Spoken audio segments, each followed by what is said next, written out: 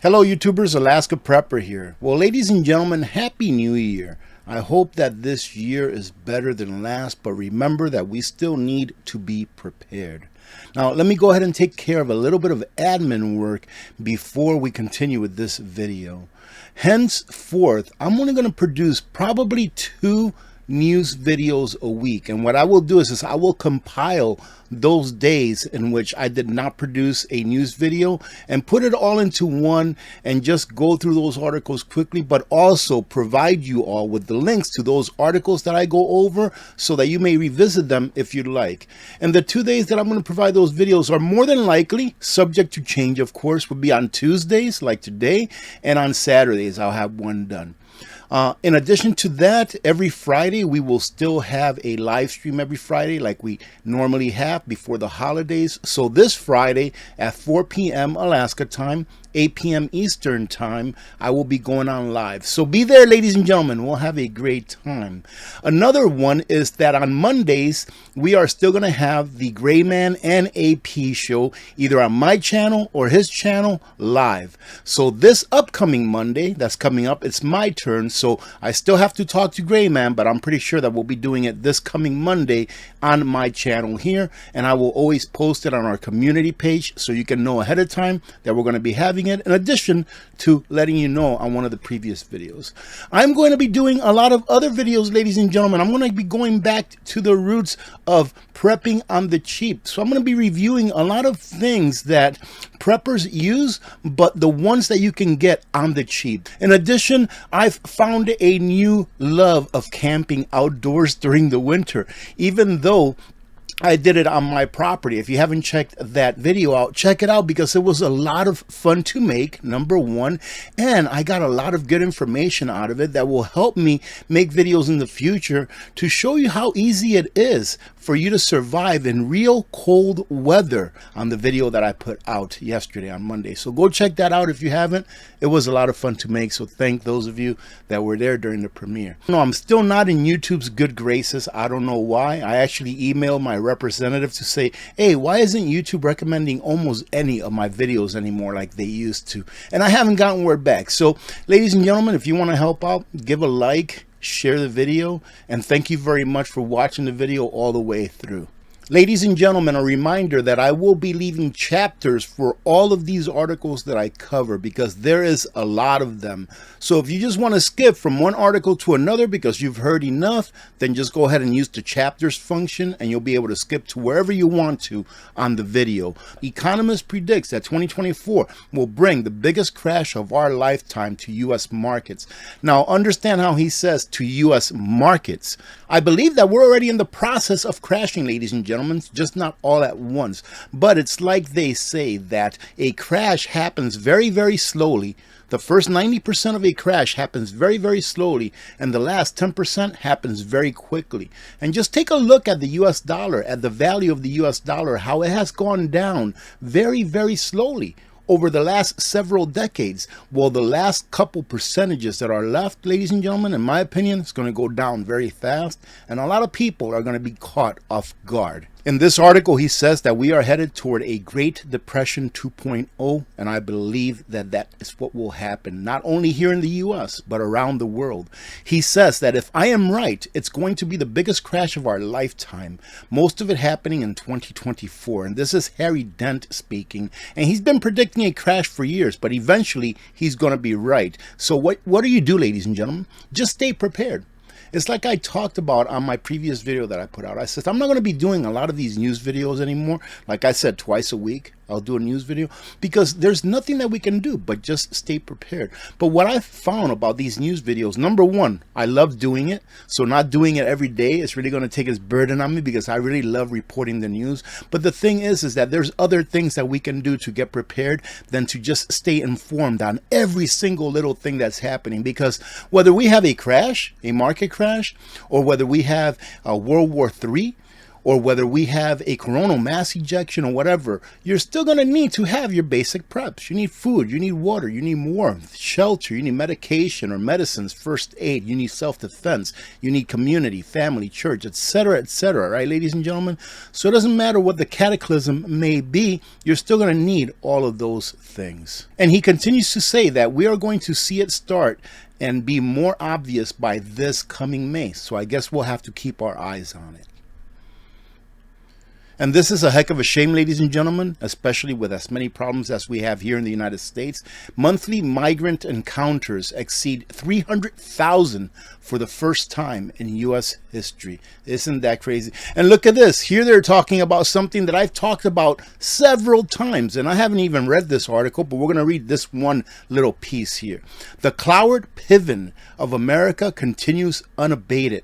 For those of you that don't know what Cloward Piven is, it's called the Cloward Piven strategy, named after two professors that taught in Columbia University back in the late 50s, early 60s, I believe. And they came up with a strategy that if the government created systems that got people hooked on government, i.e. welfare, housing, etc., and then later they took those systems and overwhelmed them, that a country can be turned from a free country, capitalist country, into a communist country where the people would be asking for more government, even though government is the entity which caused all the problems that the people are having.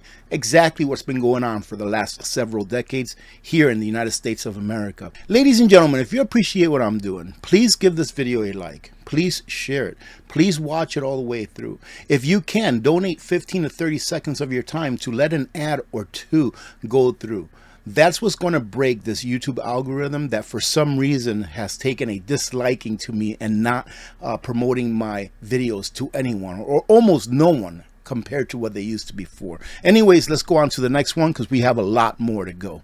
Sanctuary cities seek more money for migrants, but is money the problem? No, money is not the problem. The problem is that our elected officials are not following the laws that they took an oath to follow, i.e. the Constitution of the United States of America.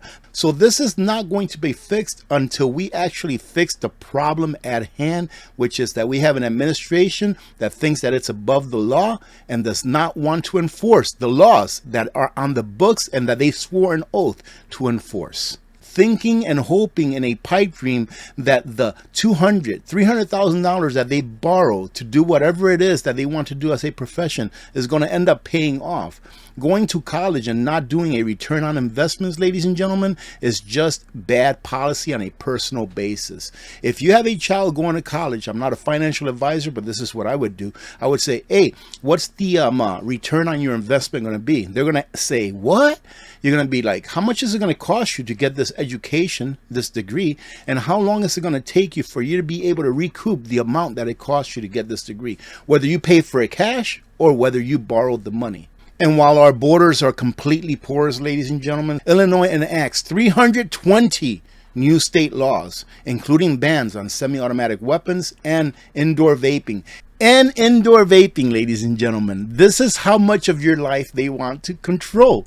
Incredible. And this is why I'm only doing 2 of these videos a week, because let me ask you a question. How much control does anyone have over what they're doing in Illinois right now?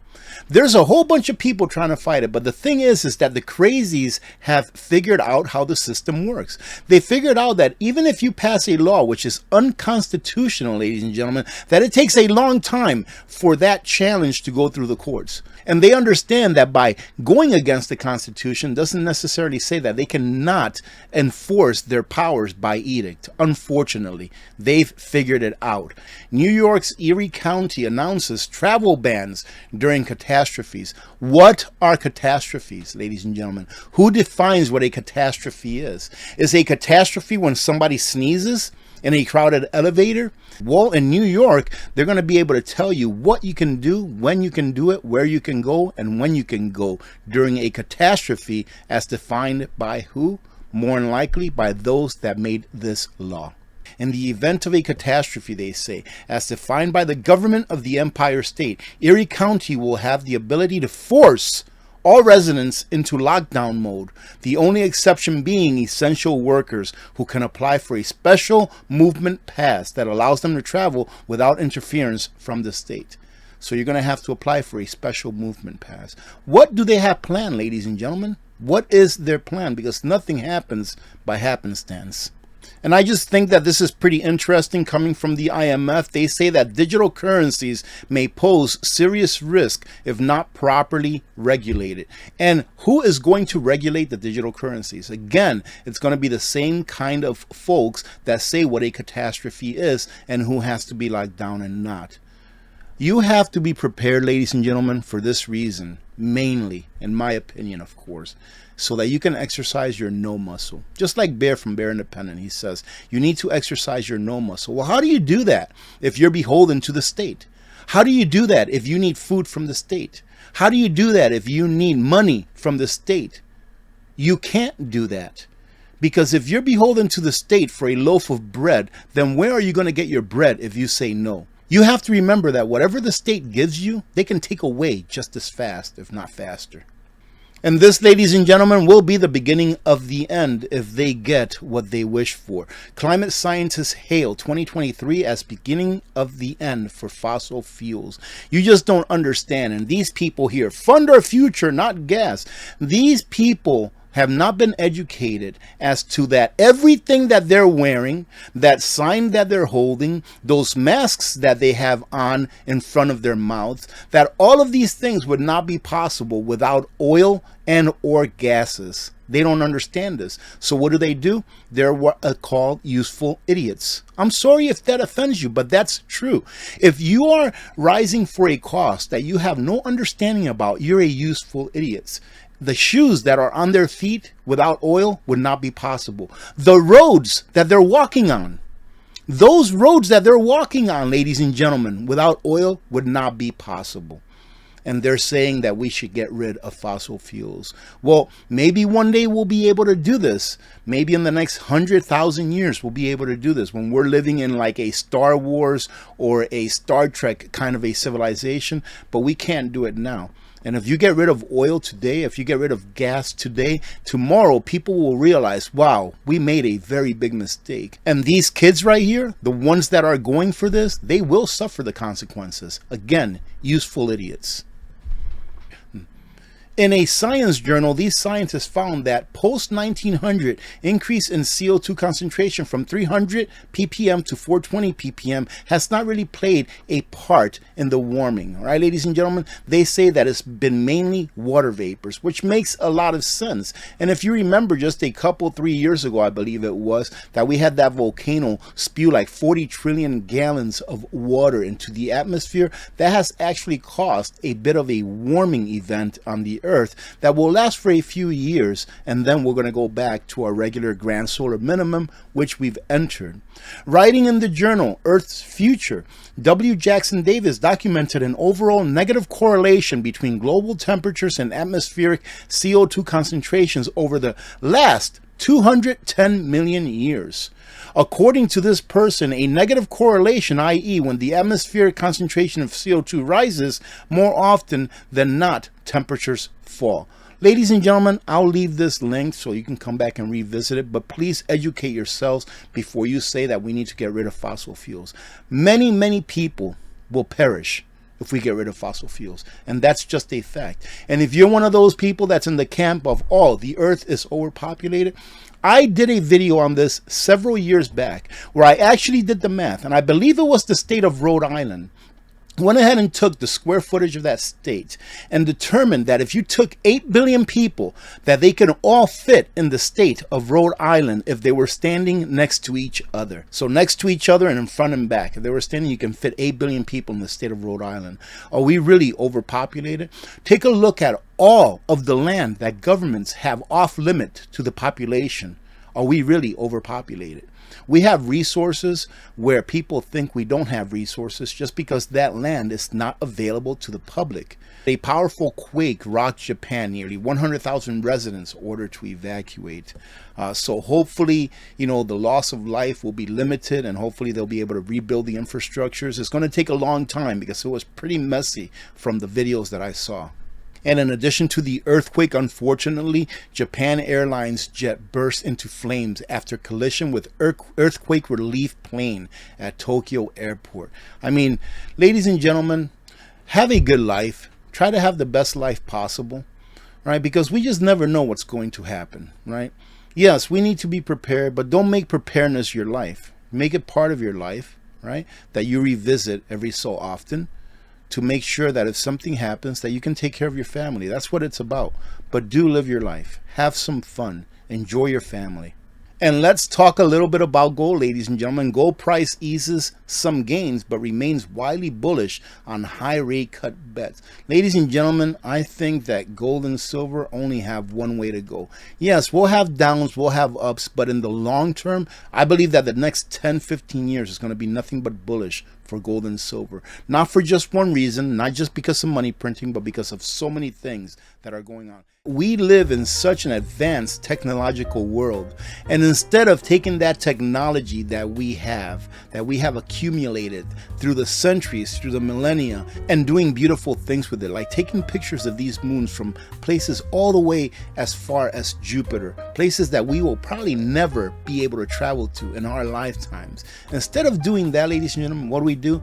We decide to go to wars. We decide to try to control people. So take a little bit of time to smell the roses. Take a little bit of time to look at the good in things. Don't be so negative about everything. Even in something bad, you can find a good. There has to be, right? There has to be, right? Having said that, I hope that you have a great rest of your day. God bless every one of you. God bless America. I'm Alaska Prepper. I'm out.